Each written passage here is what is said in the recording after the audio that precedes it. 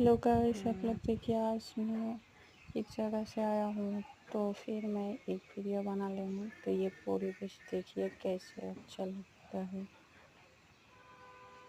ये परिवेश है मैंने एक छोटा सा अस्पताल है। तो देखिए मुझे बहुत अच्छा लगता है ये हॉस्पिटल।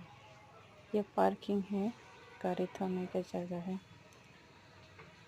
और ये देखिए गेट और एक की सुंदर जगह है, देख लीजिए लोग, बहुत सुंदर लगता है।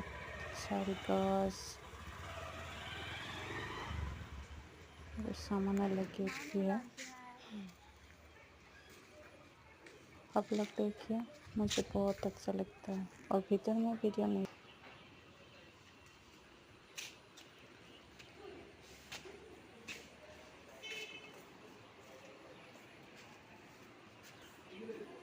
हॉस्पिटल है।